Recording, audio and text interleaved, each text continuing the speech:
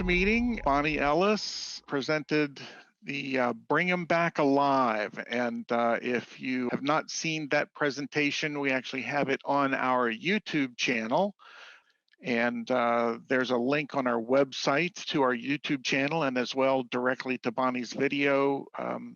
There's a blog entry up at the top, and you can find it. It's there, and if not, you can check in with me. I'll be happy to send you a link to it. But the program of Bring 'em Back Alive really covered all of the motions that bring back items before the assembly. And Al volunteered at that meeting to bring some more information to us about the motion to reconsider. Marie Frasca expressed that that was one of her favorite motions. And so Al has spent some time over the last couple of weeks putting together this presentation. Happy to have Al here and numerous guests. All righty, so welcome everyone. If you've ever struggled with this motion, then welcome to my world. When I started putting the class together, I was like, I can teach everything there is to know in Reconsider in about 45 minutes. And then I dug into it. And I really think to do it justice would be about a 4-hour class if you had all the interactions, but we don't have time to do that. So I don't know if all of you got the pre-course homework, but scenarios, but would somebody like to read scenario number 1? I'm going to pick on my good friend, Jane Shovlin. Okay. Scenario 1, a motion has been made to certify the election results. That motion has been defeated. A new motion is made to certify the election results.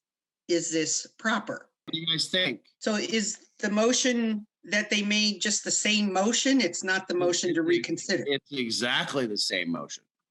I don't think that's correct. Yeah, I think we would all agree that you cannot ask the body to do the same motion again. Right. I'll go ahead and read the second one, Jane.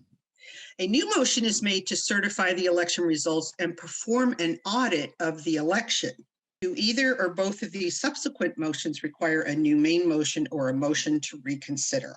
So I think we've already answered the first question, but what about the second one? Is that a substantially different motion? What do you guys think? I got a lot of PRPs on here. Tell me what you think. Okay, well, I'll ask a question. Obviously, perform an audit of the election is a totally different thing than just to certify the election. But why didn't they just make a motion to perform an audit? Do you have to certify it and perform an audit? No. So I'll give you my thoughts since none of my PRP friends are willing to play this morning. Yeah, I'm just a lowly RP and I want to learn. Pick on me. In my opinion, and this is where you get into some of the stuff in the book where it's pretty gray, right? In my opinion, in the book, this is not a new motion because you could have added the amendment and perform an audit of the election to the first one, correct? Right. So I think in both of these scenarios, you have to use a motion to reconsider. Okay. That's my opinion. That's a little gray. What do you think they really did? Nothing. No, they passed the second motion. Oh, did they? This is for real? Well, yeah, because I have no imagination. So, all right, who wants to do number 2? I can read it, Al. All right, go ahead, Adam. Help a brother out here. Yeah, I'm tired of you picking on us PRPs who refuse to assist you today. Scenario number 2, a motion is adopted to deny approval of a project. There is talk that the motion was not compliant with open meeting law when it was adopted because of public participation. At a subsequent meeting, ratification of the decision is on the agenda. The item is on the consent calendar to approve ratification. The item is pulled off the consent calendar and a motion is made to not ratify the decision. The motion is defeated. Subsequently, a motion is made to ratify the decision. Both motions were not in order because there was already a motion on the floor to ratify the prior action. This motion was also defeated.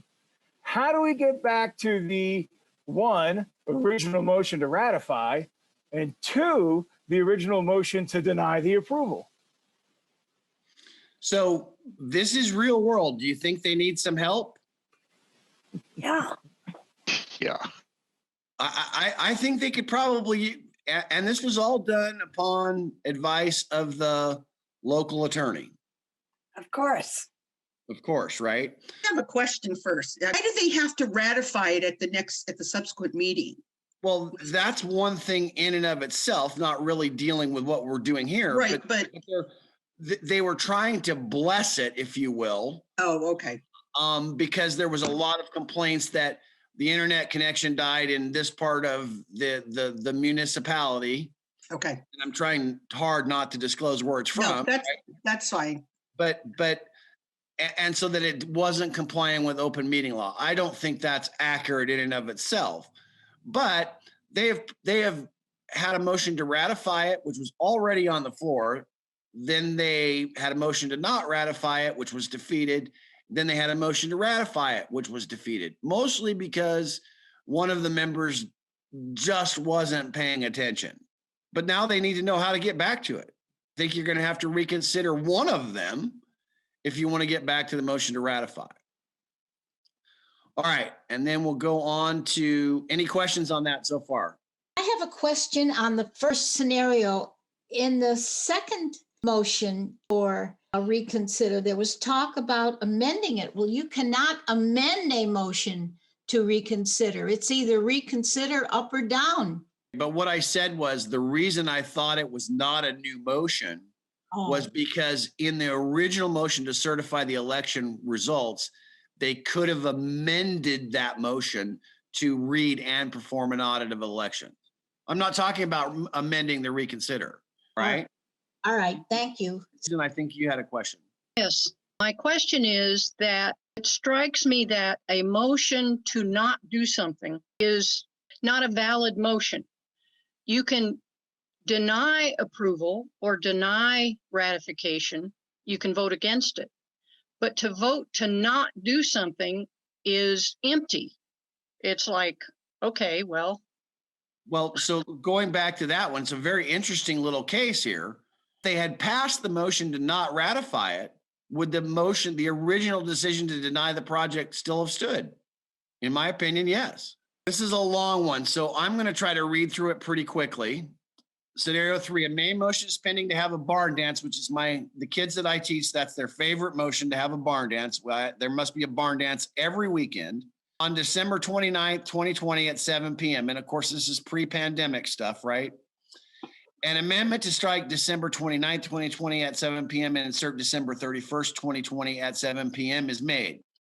A secondary amendment is made to strike 7 p.m. and insert 6 p.m. Another motion is made to refer the motion to the Activities Committee with the power to act. The referral fails, but both amendments pass, as does the main motion, which now reads to have a barn dance at Williams Barn on December 31st, 2020 at 7 p.m. Later in the meeting, it becomes known that Williams Barn has just burned down. That's the other thing that always happens. The barns always burn down. And they always find out about it in the meeting. It's amazing. Social media. What motion do I reconsider to change the barn where the dance will be held? Any volunteers? Well, the motion that you want to reconsider is the motion that was passed that made the actual decision to have it there. I would say I think in this case, you have to reconsider the original motion in this scenario, because that's the only one that mentions the Williams Barn, correct? True. No. No, but the main motion the main motion didn't pass. No, the main motion did pass. well, the main motion as amended passed. As amended Right. passed. But the only one of those amendments that dealt with the location was the main motion. So in this case, you would reconsider the main motion. Main motion. And if the reconsider passed, then you could amend it. What motion do I have to reconsider to change the date of the dance? The amendment, the primary amendment. You have to reconsider the primary amendment. And the time? Secondary. The secondary amendment. Very good. Very good. And the requirement, and I'm skipping ahead here, the requirement that you vote on the prevailing side only applies to what you're reconsidering. Let's read the next one. Assume I voted in favor of the secondary amendment and in opposition to the secondary amendment and in favor of the amended motion. Can I make the motion to change the time of the meeting? I think you can. Yeah. How about the date? No. No. All right, so that's enough of our scenario. That just gives us a flavor of when we're going to be trying to use these things. Al, can I ask a question about that scenario? Sure. So with regard to changing the location of the meeting, since it burned down in the last 12 minutes, wouldn't amend something previously adopted work for that one? Because that was never in any portions that were in the amendments.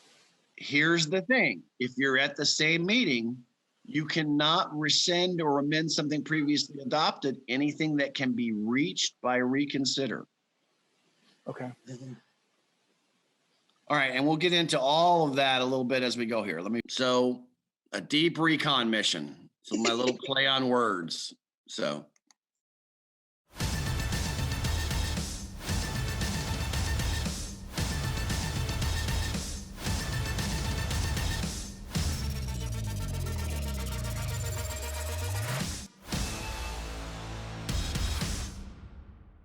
So here's a very technical question about the clip we just seen. Which of those members can move the motion to reconsider? Any of them that want to. My professional parliamentary advice is you not get in their way.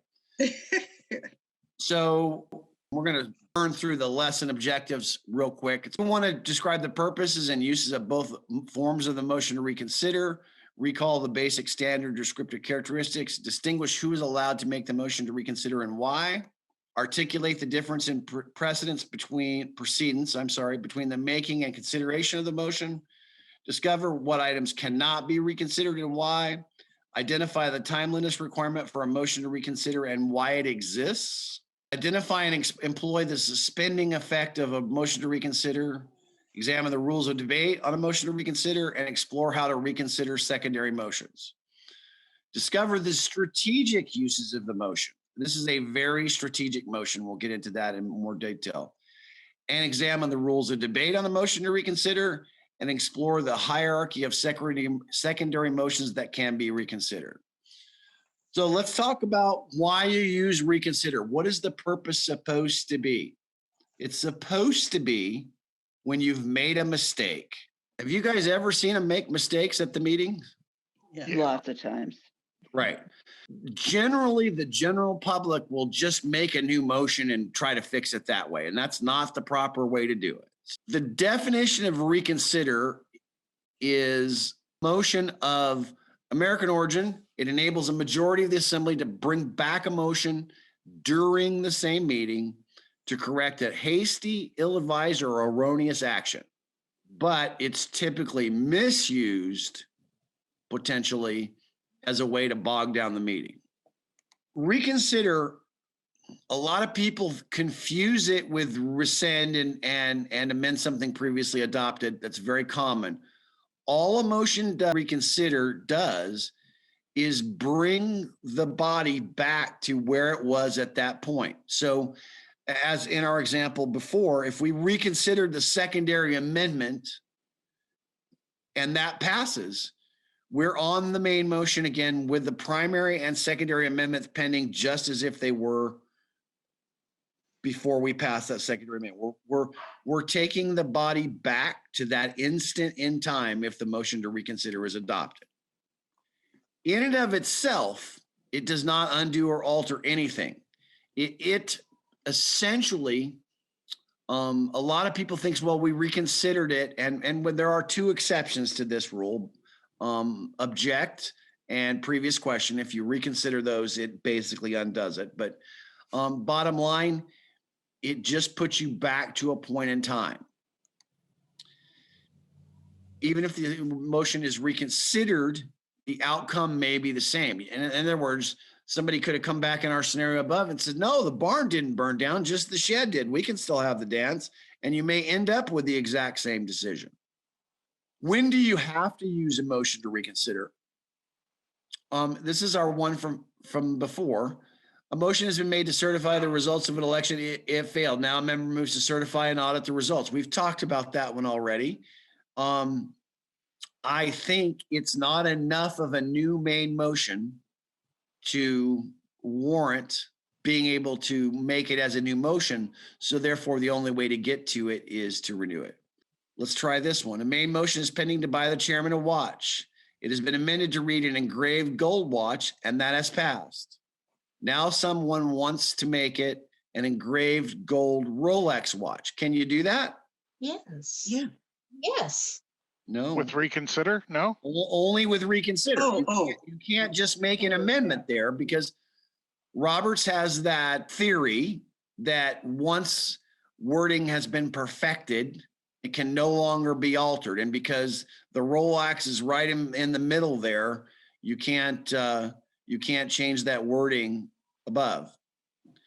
Now, same scenario as above, but you take and add the words made by Rolex after watch. Can you do that without going to a motion to reconsider?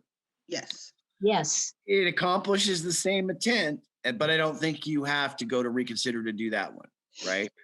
Anytime you're out there in the general public and you start making motions to reconsider, the body is instantly confused. I mean, it's all, they have no idea of what we're doing. And I'm realistically, all it is we need a do-over. That's it. That's the easiest way to think about it. Let's talk about the standard descriptive characteristics of a motion to reconsider. And some of them are quite lengthy. And in the handout I gave you, there's a chart there. And you'll notice that at the end of the chart, at the end of the lesson, the chart's filled in for you. So don't worry about taking too many notes there. But our standard descriptive characteristics basically are, some of them are so short and easy, we don't need to spend much time on them. Some of them are so complicated, you got to read it 10 or 12 times. So it must be seconded. Second can come from any member. It's very common for people to think, well, you have to have been on the prevailing side to second a motion. Is not amendable. There is no circumstances where a motion to reconsider is amendable. You can reconsider something and then amend it, and we'll get into that in a little more detail, but you cannot amend the motion to reconsider. That's why you have to be specific. In the scenario where we had a primary, a secondary, and a main motion, you have to be specific about which motion you're reconsidering. It is debatable if the motion to which it applies is debatable. And we'll talk more a little bit later on about the debatability of the motion and the limits of debate. This is Jane. If so, you said you have to be very clear what motion you want to reconsider. Can you reconsider all of them, or would you have to do, like in that situation, do 3 of them separately? In that scenario, if you reconsidered the main motion and you were trying to change the primary amendment, the reconsideration would put the main motion back on the table in the same way that it was. Mm-hmm. And you would still be prohibited from redoing that time because you've already adopted that amendment at that point. So if you want to get all the way back to the time, you actually have to reconsider the secondary amendment, which takes you all the way back to that point in time. Okay, thanks. That's pretty complicated, but great question, Jane. This is Marilyn. I have a question about the reconsideration of a secondary amendment. Once that's okay, so once it's been reconsidered, the secondary amendment, then you have a primary amendment and a main motion. Then you have to re-vote on each one of those. Is that correct or not? That is correct. And it's so if you'd already adopted the primary and the secondary, and you didn't reconsider the secondary amendment, the main motion will be put back on the floor exactly in the state it was, but you would be precluded from amending it on those points because those words had already been perfected. That's what I mean by you have to be careful about, if you want to change something in the secondary amendment, you have to reconsider that, not just the main motion. Does that make sense? Okay, yeah, that helps. Thank you. Okay. This is a big one too. Reconsider cannot be reconsidered. There is no circumstance where reconsider can be reconsidered. Because why?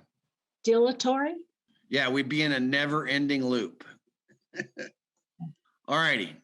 Its precedence, applicability to other motions, and timeliness requirement is quite an extensive read. So we're going to do that as a separate topic. But let's talk about the math of reconsider. This is, of course, real-world scenarios. A resolution passes by a vote announced by the speaker, presiding officer, as 51-49, including the speaker's vote. One member, after the vote is announced, realizes they voted in error, which would have made the vote 50-50. They ask unanimous consent to change their vote, and there is an objection. So can they change their vote at that point? No, they have to have unanimous consent, correct? They have to have unanimous consent to change their vote once the result's been announced, right? Right. The member who voted in favor moves to reconsider the resolution. What is the likely outcome? It's tricky. Let me make this a little easier.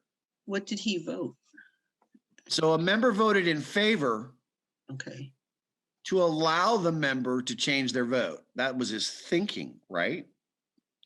But he wasn't really going to change his vote. So he made the motion to reconsider, but he's going to vote to preserve the 51 that he originally did. So what's the outcome going to be on the motion to reconsider? Defeat. It's going to fail 50-50. If the numbers are tight, there's a little hiccup there in the math of reconsider. All right, who can make the motion to reconsider? Everybody thinks they know this one, right? We beat around the bush. You have to vote on the prevailing side, okay? So I'm going to try to do a little bit here to reinforce what the prevailing side looks like, okay? I hope there are no Buffalo Bills fans in the house.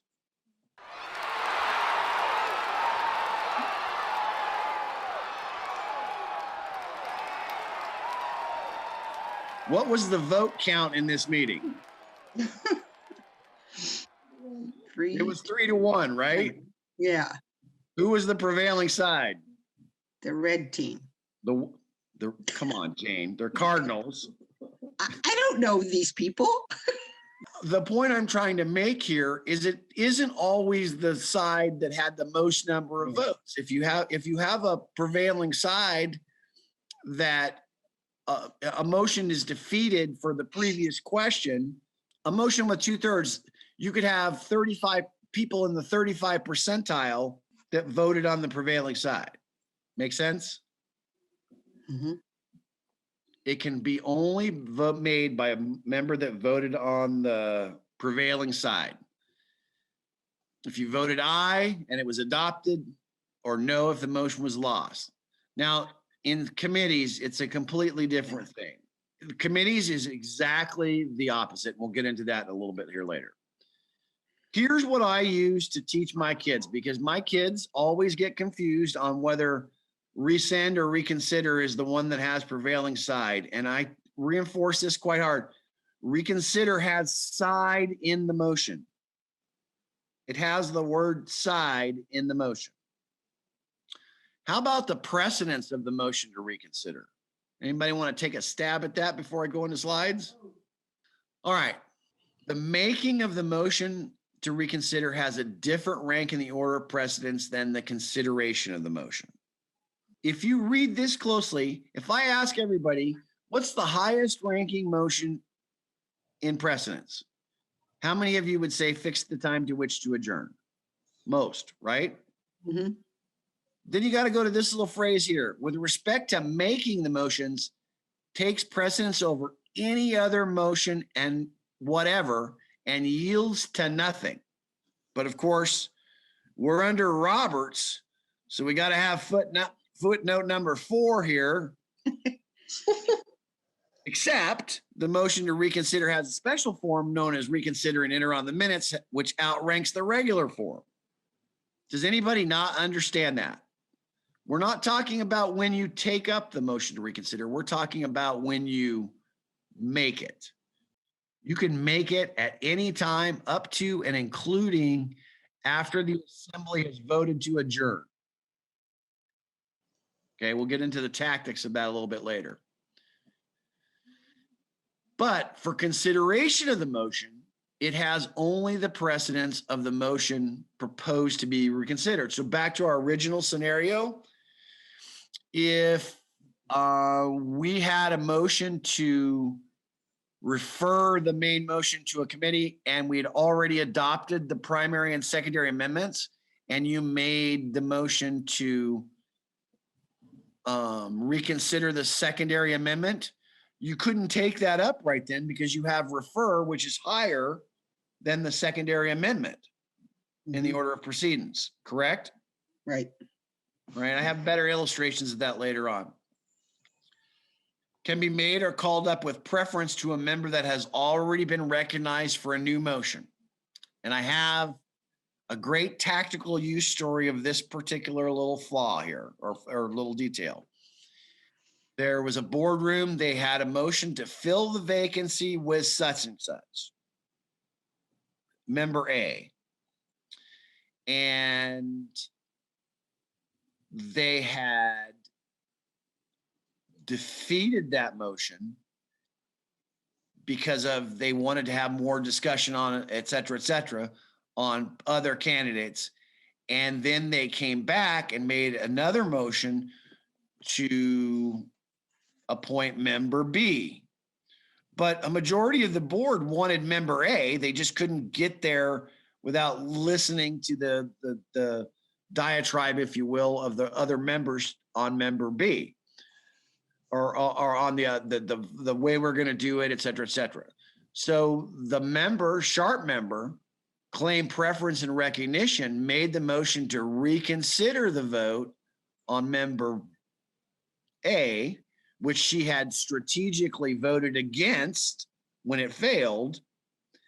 And by claiming that preference, she was able to take up the motion to reconsider in preference to the motion to appoint member B. And it passed, and the motion to appoint member A now actually passed. I know that was word salad, but I apologize for that. But does that clear to everybody? Nope. No. It's okay. All right. Do I need to go through it again? Yes, I think review it again, please. it also opens our minds to the complexity of the situations that you run into. Right. So they had a motion for member A to be appointed.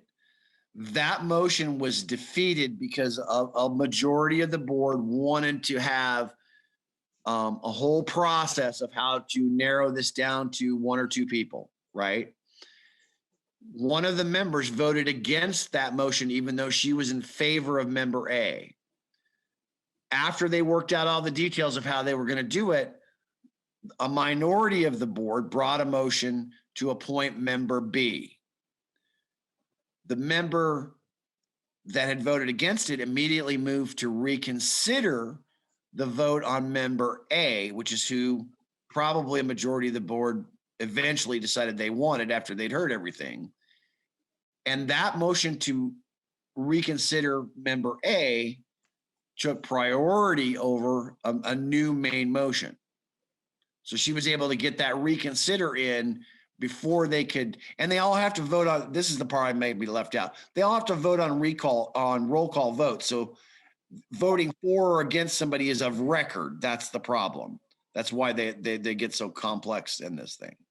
Al? Yes. So reconsider in proceedings, if you want it to be on a main motion and another new motion is pending, that it takes precedence over that other main motion, then is what you're saying. That's correct. Okay.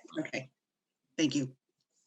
And if it's not considered before the end of the current meeting or the next meeting that is within a quarterly interval, it dies. All right. So what are the steps in making reconsider?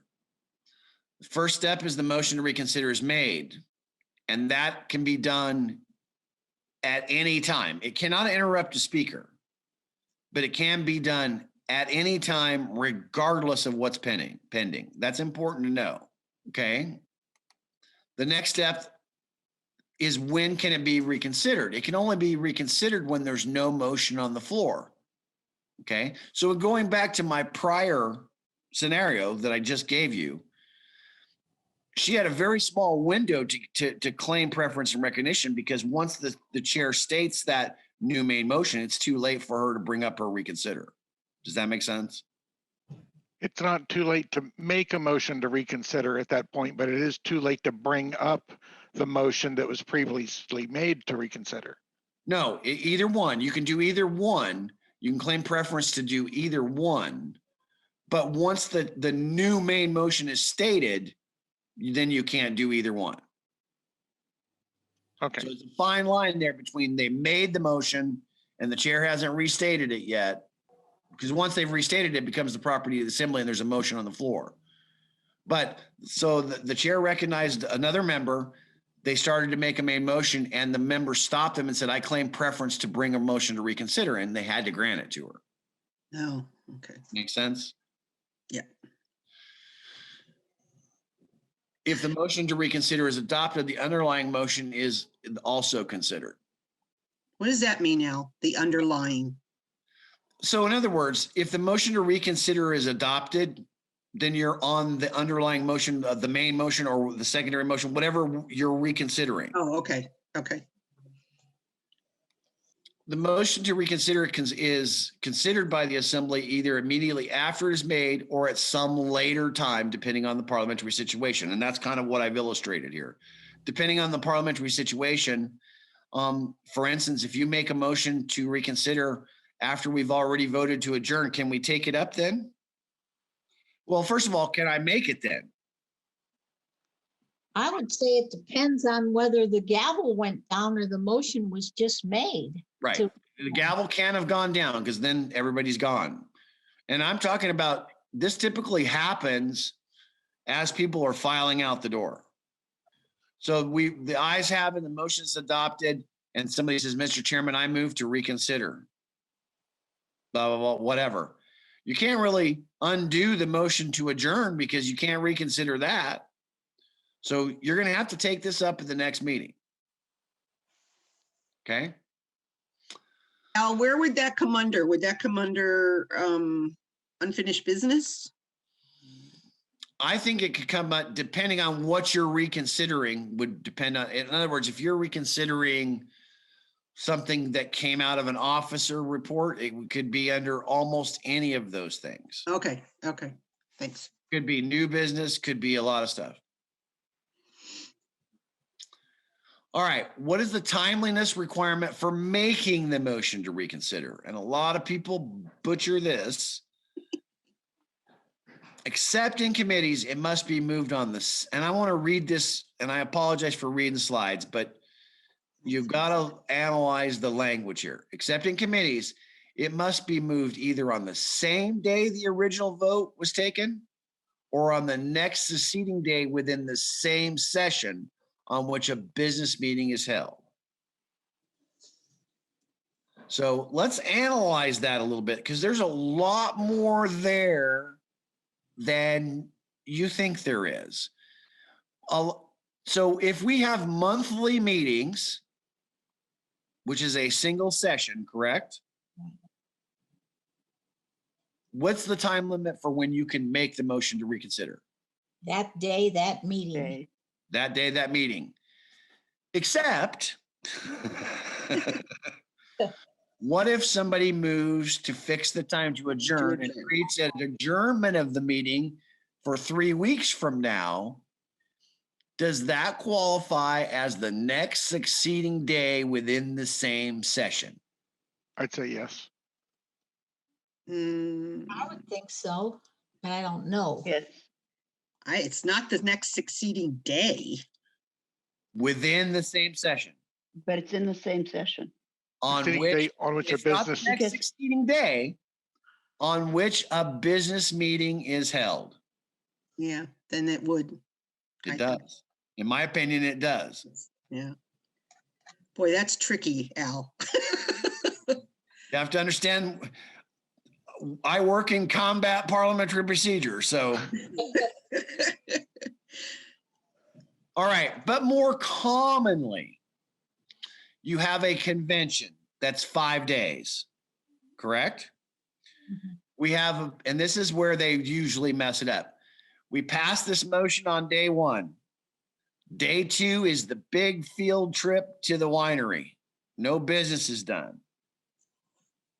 Day 3 is our next business meeting. Can you reconsider something that was done the first day on that day? The first day of business was done, so I would say yes. Correct. That's Mhm. correct. I agree. Because right, the program was probably adopted, right? It was. Well, But- it doesn't, and it really doesn't matter whether it Later. was or not, right? It's not what the next scheduled meeting. It's the next day which business Businesses. meeting is held. Okay. So we can really get in the weeds on that if we go to the next meeting and we don't have a quorum at the next business meeting. Yes, I was just about to ask that. One more day or not? I mean, I think you could make that argument. So, all right. Then as far as making it, it can be made at any time, even when its consideration would not be in order. And this is back to, it's basically any time. But here's the trick of this motion. And I kind of think it's a flaw. This allows 2 people, a maker and a seconder, to suspend the effect of a motion until it can be considered. Ooh.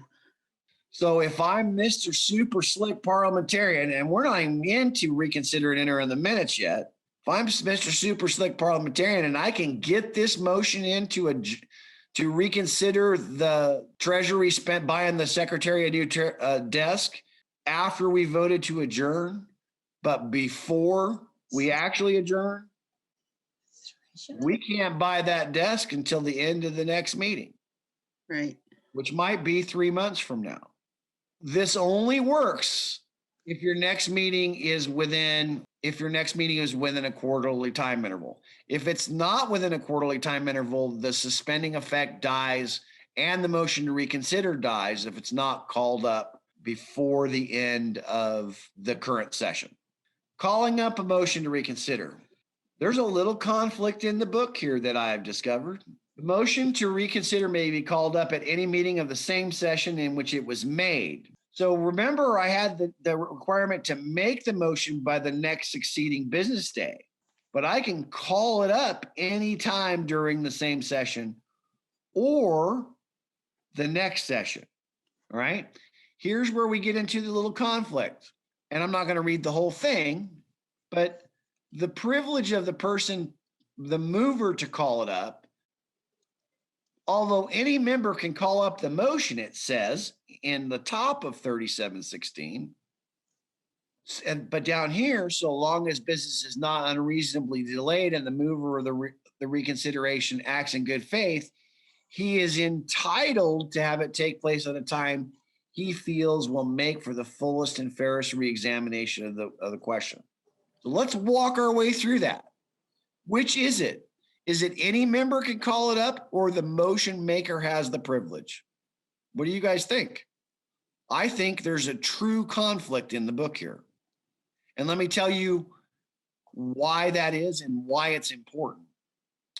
If I make a motion at sometime in this meeting with another motion pending to reconsider buying the Secretary a desk, and we got a smoking deal on a desk that has to be bought by next Friday, and 2 people move to reconsider the motion and they can make it not be called up to the next meeting, we're going to miss our sale.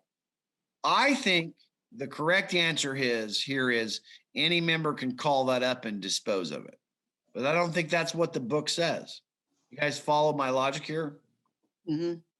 Yes. So here's my question on this is to me, the words that are the most interesting are words that you didn't highlight and read. And that's in the last sentence, as long as he acts in good faith. Right. Who gets to determine that? The body, I would assume, but yeah, it's really ambiguous on this whole point. Do you agree, Ms. Cruz? I do. I actually, a former boyfriend's favorite saying of trying to nail Jello to a tree comes up. Well, and I mean, this is a point of conflict where you could really have if I'm a professional parliamentarian in this scenario, I don't know what to tell them to do. Can any member call up the motion, or do I have to give them the chance to do it at the time they feel is best? There's not an answer here for me. Right. And if the member is trying to delay it because he doesn't think that they need a desk and they're just trying to pump up the sales at his friend, Joe's Used Desk store, is that really good faith to have reconsidered? Is it in the best interest of the organization, if we don't really need the new desk, to go and buy it? I mean, I think that there's just an awful lot packed in here that makes our job more difficult. Right. Al, this is Ray. Quick question. In the motion to reconsider, can the person who makes the motion also specify the time at which he would like the motion to be actually considered? No. You can't qualify the motion to reconsider except for making it enter on the minutes. But the bottom line here is this part at the bottom basically says that they're entitled to choose whenever and that's an awful lot of power for one member that just knew how to make the motion to reconsider. Just in the nuances of the language, but when a motion is made and then it's open for debate, the person who made the motion is entitled to have the first comment to the motion. Right. But that person necessarily wouldn't take that opportunity, or so when you say he's in this case entitled to take it, the place and time, it doesn't necessarily mean that will happen. So if it doesn't happen, couldn't someone else do it? Sure they could. And in other words, if I'm just a member that didn't make this motion and I call it up and nobody says anything, it's called up. But if the motion maker stands up and says, wait, I'm entitled to have my time and place to call this up, what do you do as a parliamentarian? I don't know that there's an answer here. I'm just going to take a side note here real quick and say all of this goes away under AIPSC. We don't care what side you voted on. We don't care. Let's talk about that for a second. Why does Robert say that you have to vote on the prevailing side? To stop dilatory motions or stalling for time. Right, to stop abuse, essentially.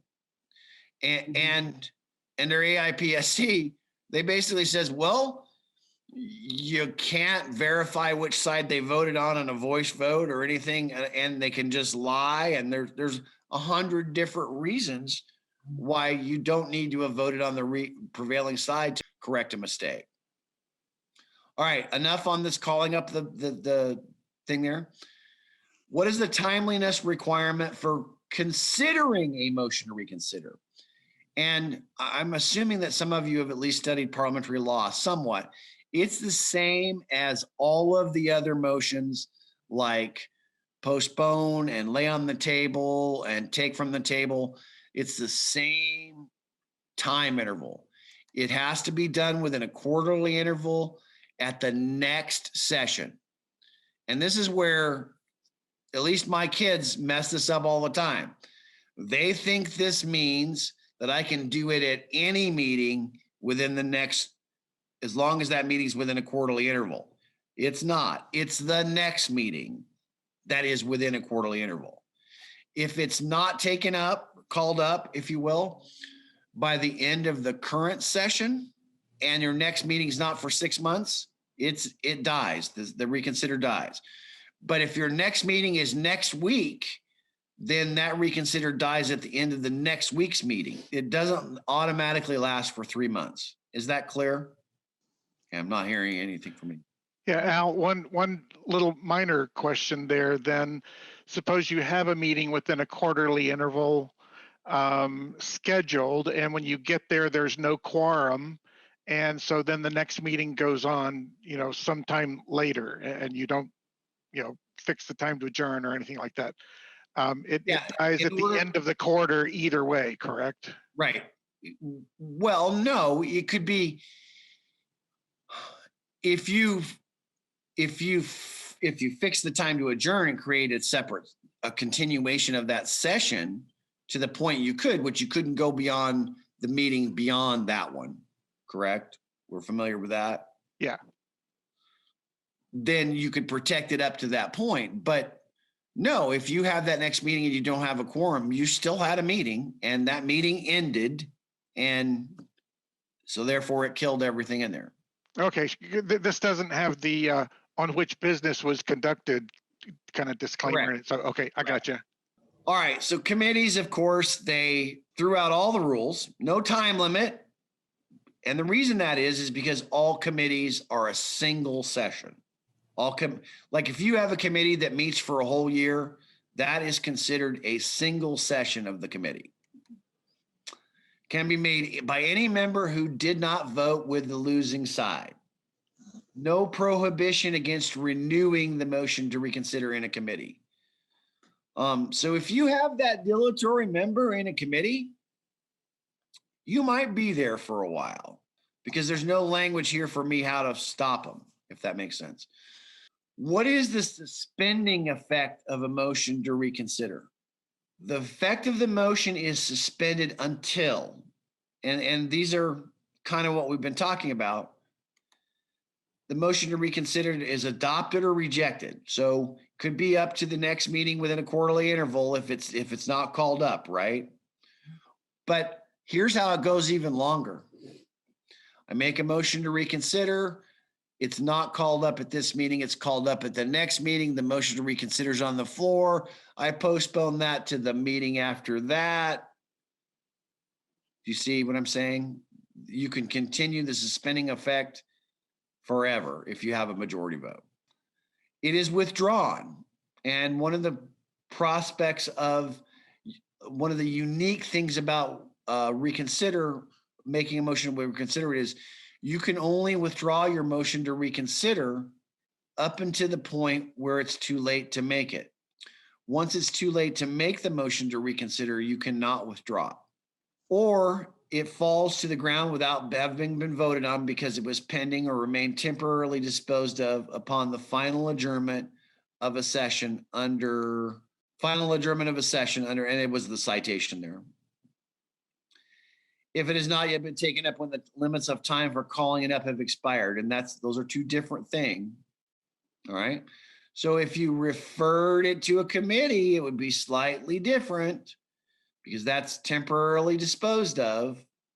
So that wouldn't necessarily kill the motion to reconsider, but it would kill the suspending effect. You understand the distinction? So you theoretically could have a motion to reconsider the motion and then refer that to a committee, and the committee doesn't give you an answer for 2 months. Your suspending effect's going to fall to the ground because it was temporarily disposed upon the final adjournment of a session, of that second session.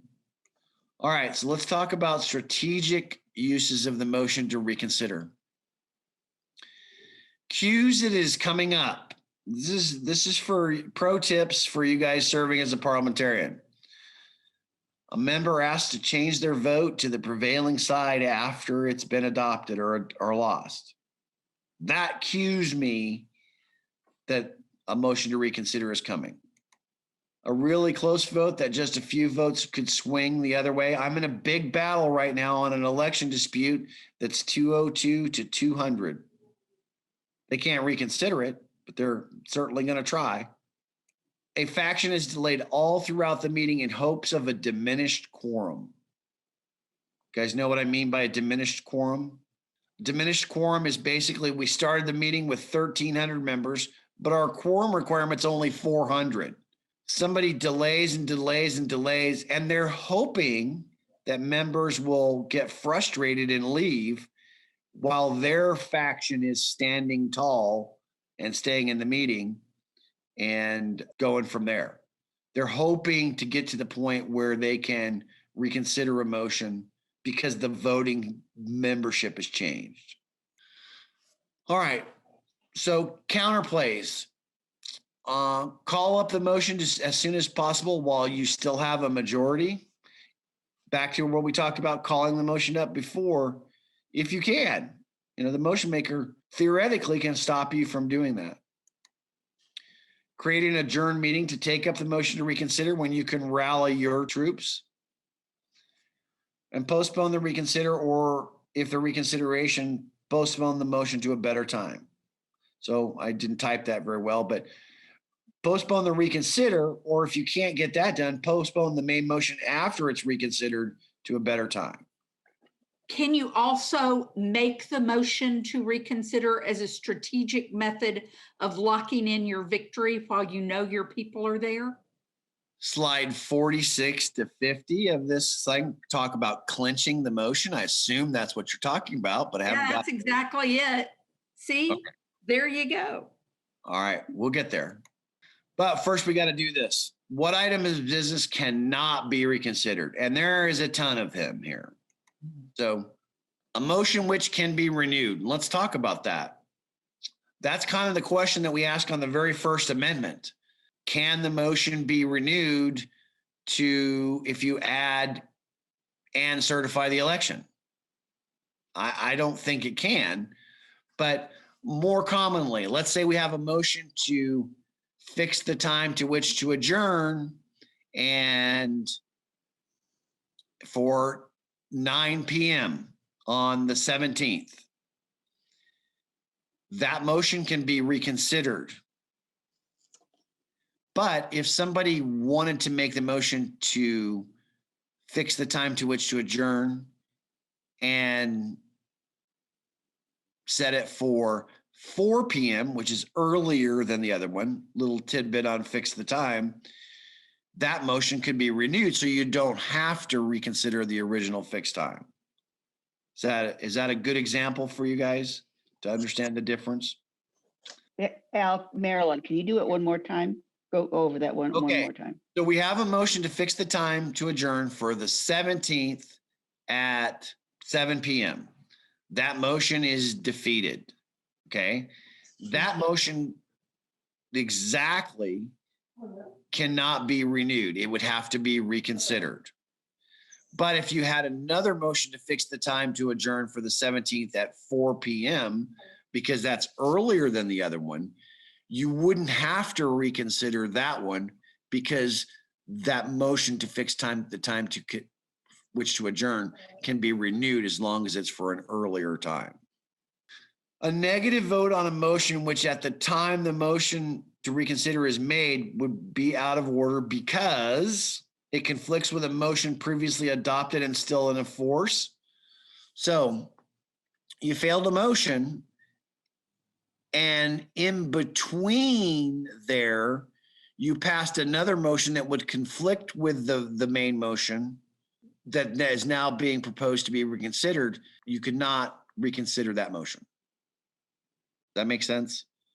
So this has to do with the intervening time between the motion was made and defeated, and now you've passed another motion to spend the same $5,000 if your limit was $5,000. And then you want to reconsider the motion, the original motion, you can't because you've already spent that money in theory. Same thing if the motion that you're proposing to reconsider conflicts with a motion that has been referred to a committee because you don't know what the outcome of that is. And that motion cannot be made if it conflicts with a pending motion if that motion were adopted. It can also cannot consider an affirmative vote whose provisions have been partially carried out. So once it's partially carried out, you're done. An affirmative vote in the nature of a contract when the party to the contract has been notified of the outcome. That's an important one. We have had situations where they immediately notify the contractor that they've approved their contract to eliminate the ability to reconsider that motion. So Al, Yes. are these prohibitions on the making of the motion, or do these also apply to considering the motion after it's been made and potentially delayed consideration to the next meeting? So if someone says, I notified them right after the meeting because someone said they wanted to postpone consideration to the next meeting.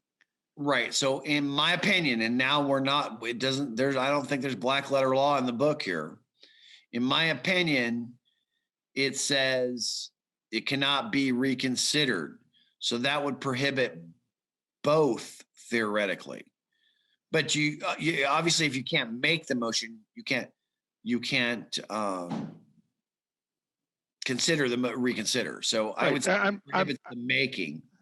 Yeah, I'm thinking that they haven't notified the contractor yet, and you make the motion to reconsider. Now it's getting time that everyone wants to go home, and they say, okay, well, the motion to reconsider has been approved, but we're not going to take that up this meeting. We're going to put it on the next meeting's agenda next month. You get to the next month and they go, oh, well, now I've notified the contractor. Then I would say that whoever notified the contractor has violated their duty. But because all action relating to the original motion should have been halted and they should not have notified them. Right. Any vote which has caused something to be done that is impossible to undo. And I mean, I'm not talking about the Sheldon Cooper string theory of what's impossible. I'm talking about if it's impossible to undo it, you can't reconsider it. You cannot reconsider a vote on a motion to reconsider. This is a huge one. An election that has become final as provided in 4646.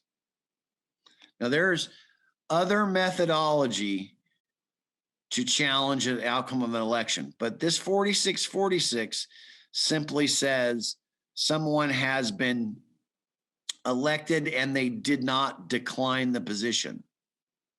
That's the definition of when it becomes final.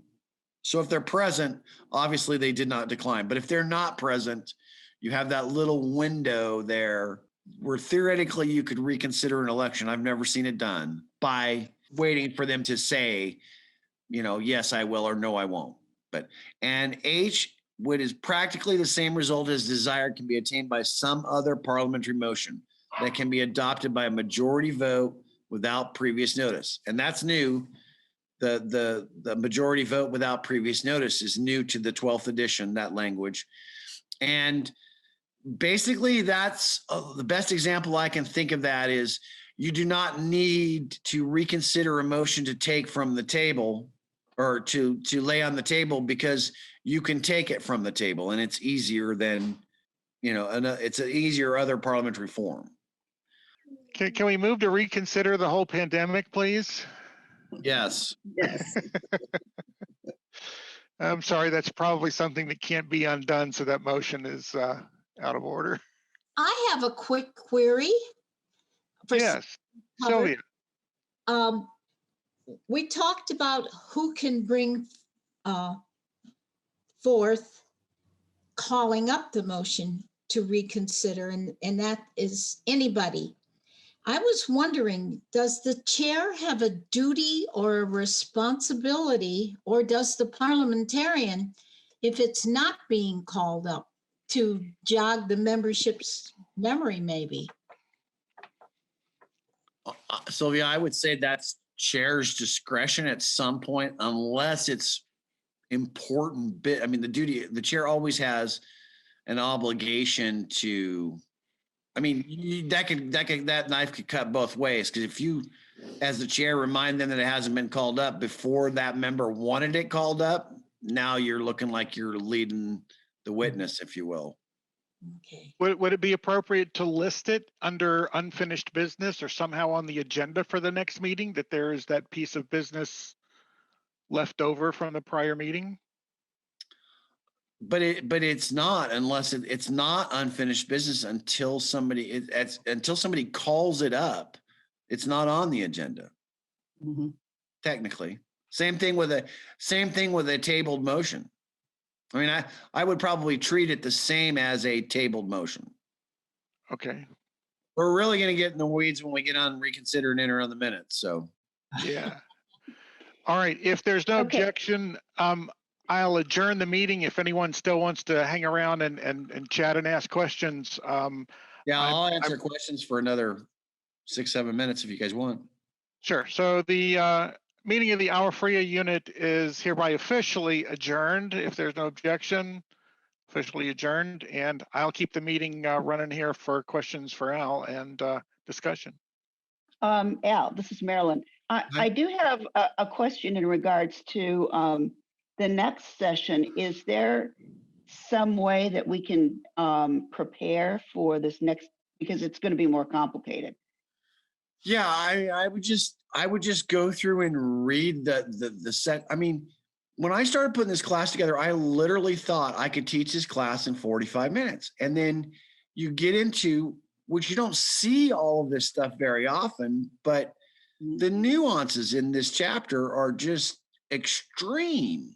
You know, there's all kinds of exceptions. There's all kinds of, so I mean, I would say best scenario would just read the next chapter.